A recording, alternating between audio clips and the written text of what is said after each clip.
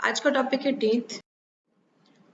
Teeth जो होता है हमारे मैंडिबल और मैक्सिला में एम्बेडेड होता है। जो हमारे माउथ में मैंडिबल और मैक्सिला होता है उसके सॉकेट्स में एम्बेडेड होता है। मेनली जो बेबी बॉर्न होते हैं वो 2 सेट्स ऑफ टीथ होते हैं located at the level of cervical C2। 2 type के जो टीथ होते हैं वो होते हैं हमारे टेम्परेरी टीथ या परमानेंट टीथ। टेम्परेरी टीथ को हम डेसिडुअस टीथ, मिल्क टीथ या बेबी टीथ भी कह सकते हैं, एंड परमानेंट या एडल्ट टीथ। हम फर्स्ट देखते हैं टेम्परेरी टीथ क्या होते हैं। टेम्परेरी टीथ जो होते हैं वो 20 टीथ होते हैं। अपर jaw and lower jaw 10 in each jaw begin to erupt at 6 months of age and should all be present by 24 months or 2 years। Mainly जो हमारा टीथ इरप्ट होना शुरू होता है वो 6 मंथ की एज में स्टार्ट होता है और 2 इयर्स तक ये कंप्लीट हो जाता है जो जो टेम्परेरी टीथ होते हैं। अब नेक्स्ट यहाँ पे जो हमारा ये right jaw and left jaw के लिए लिखा हुआ है।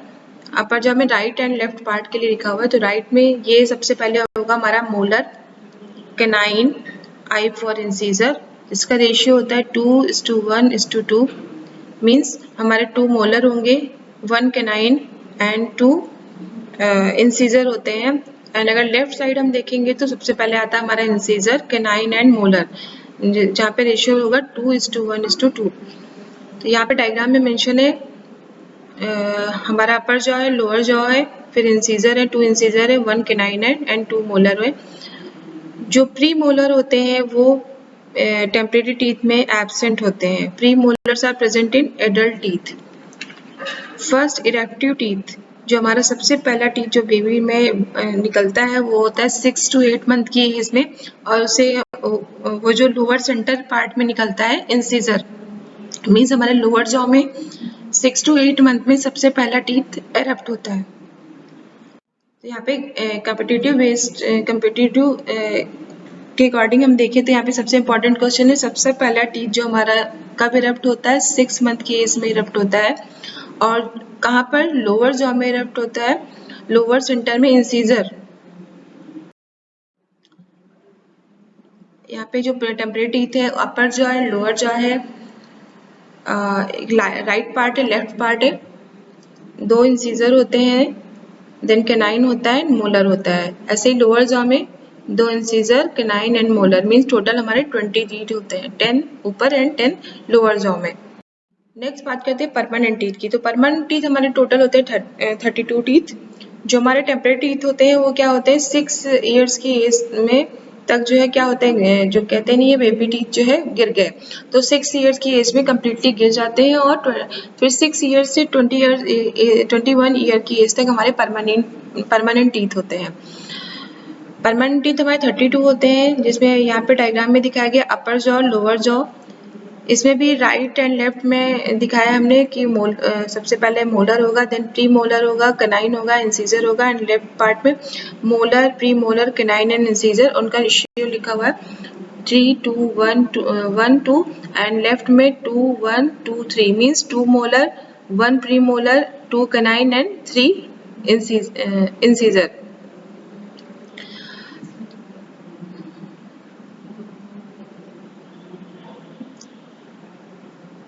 तो सबसे फर्स्ट इरेक्टिव टीथ जो होता है वो होता है हमारा मोलर। परमानेंट टीथ जब निकलता है सबसे पहला जो इरेक्टिव टीथ होता है मोलर।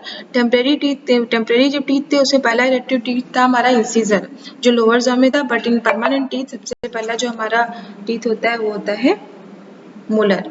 देन जो थर्ड मोलर होता है वो सबसे लास्ट डेवलप होता है, जिसे हम विजडम टीथ के नाम से भी जाने जाते हैं, जिसको आप लोग अक्ल वाली जो टीथ बोलते हैं उसको थर्ड मोलर जो होता है सबसे लास्ट डेवलप होता है, और वही जो विजडम टीथ कहलाता है। Delayed eruption is considered if there is no teeth at the age of 12 to 13 years. Means अगर 12 to 13 ईयर्स तक अगर कोई टीथ नहीं निकल रहा है, डिलेड इरप्शन हो रहा है, लेट हो रहा है, तो उसे हम बोलते हैं डिलेड इरप्शन। इस केस को बोलते हैं डिलेड इरप्शन, और ये मेनली देखा गया है कुछ डिजीज में, rickets, down syndrome, congenital hypothyroidism में।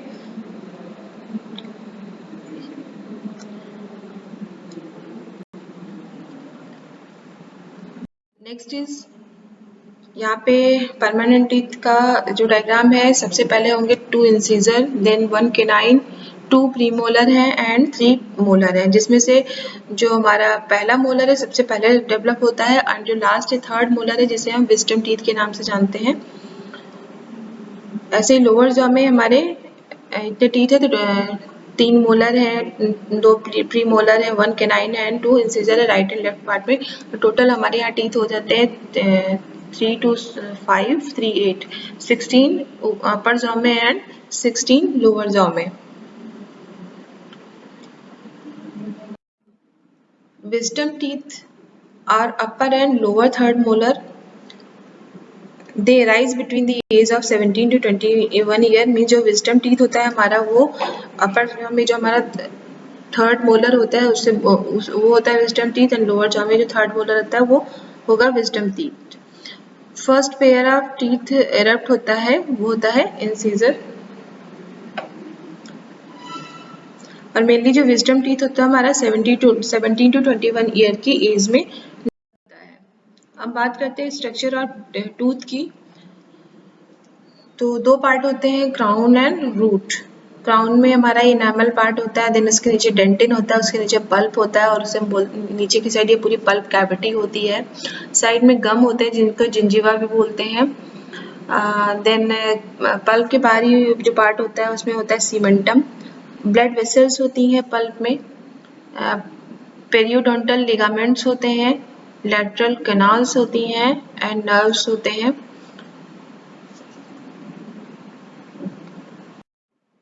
अब क्राउन जो होता है, क्राउन पार्ट हमारा गम से प्रोट्रूड होता है, गम से निकलता है। रूट हमारा बोन में, मीन्स क्राउन हमारा ऊपर का पार्ट जो हमें दिखता है टूथ में, और रूट हमारा जो हमारा बोन में एम्बेडेड होता है, हमें दिखता नहीं, इसे हम रूट कहते हैं। Enamel hardest and most highly mineralise substance of the body होता है। In teeth maximum calcium is present in human body, 70% calcium of total body. Means अगर अब ये क्वेश्चन हो कि सबसे ज़्यादा कैल्शियम किस पार्ट में प्रेजेंट है, तो टोटल बॉडी का 70% जो कैल्शियम है वो हमारा टीथ में प्रेजेंट होता है। डेंटिन सब्सटेंस बिटवीन इनामल और सीमेंटन एंड पल्प चैम्बर के बीच से प्रेजेंट होता है। Neck, the place where the crown merges with the root. Means जो हमारा टीथ का जो पार्ट दिख रहा है जहाँ पर वो मर्ज होता है रूट में, उस पार्ट को हम बोलते हैं neck. Then cementum it is a bone like substance covering the root of the tooth.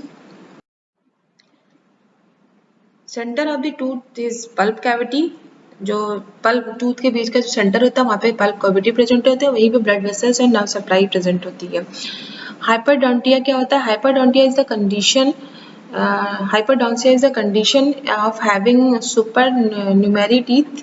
Means कुछ कभी कभी देखा गया है कि कुछ बच्चों में या लोगों में एक एक्स्ट्रा टीथ निकला हुआ दिखता है, या अंदर की साइड या थोड़ा सा बाहर निकला हुआ एक एक्स्ट्रा टीथ दिखता है। मीन्स जो परमानेंट और टेम्पररी के परमानेंट टीथ के अलावा मतलब 16 के अलावा 17 ऊपर के अपर जॉ में या नीचे के जॉ में अगर एक कोई भी टूथ अलग से दिखता है उसे हम बोलते हैं सुपर न्यूमेरी टीथ। और उसके लिए मेनली क्या डॉक्टर्स ब्रेसेस का यूज़ करते हैं या उसे शेप में लाते हैं। तो ऐसा क्यों करते हैं? ताकि जो है अगर उसे नहीं या उसे हटा दिया जाता है, क्योंकि अगर उसे हटाया नहीं जाएगा तो क्या होगा, बैक्टीरिया और विंडो, डाइजेस्टिव सिस्टम का जो विंडो है वहाँ पर वो ओपन रह जाएगा और वहाँ से क्या होगा, बैक्टीरिया इंटर कर सकते हैं। तो most common location of supernumerary teeth is between the incisor. जो हमारे ऊपर के जो इंसीजर होते हैं ऊपर अपर जॉ और लोअर जॉ में, वहाँ पर प्रेजेंट होने के सबसे ज़्यादा चांसेस होते हैं सुपरन्यूमेरी टीथ की। अब बात करते हैं फंक्शन ऑफ टीथ की। तो जो टीथ होते हैं 4 टाइप के हमने अभी बताया है कि इंसीजर होते हैं, कैनाइन होते हैं, प्रीमोलर, मोलर। प्रीमोलर हमारा परमानेंट में टीथ में प्रेजेंट होता है, जो टेम्परेरी टीथ होते हैं उसमें प्रीमोलर प्रेजेंट नहीं होता है। तो इंसीजर का क्या काम होता है? कटिंग, किसी चीज़ को काटना। कैनाइन क्या करते हैं? किसी चीज़ को फाड़ना और स्टेरिंग करना। प्रीमोलर चॉपिंग, कटिंग करते हैं। एंड मोलर जो है क्या करते हैं? ग्राइंडिंग, किसी चीज़ को अच्छे से ग्राइंड या पीसना। यहाँ पे स्ट्रक्चर है इंसीजर के, कैनाइन, प्रीमोलर एंड मोलर। अब बात करते हैं ब्लड सप्लाई कैसे होती है। ब्लड सप्लाई होती है मैक्सिलरी आर्टरी से एक्सटर्नल क्राउन में। देन एक वेनस ड्रेनेज होता है मैक्सिलरी वेन में, और ये जो हमारी वेन होती है इंटरनल जुगुलर वेन होती है। तो मेनली यहाँ पे टूथ में ब्लड सप्लाई कैसे होती है बताया कि नर्व सप्लाई कैसे होती है। अपर टीथ में मैक्सिलरी नर्व होती है एंड लोअर टीथ में जो by the branch of mandibular nerve होती है।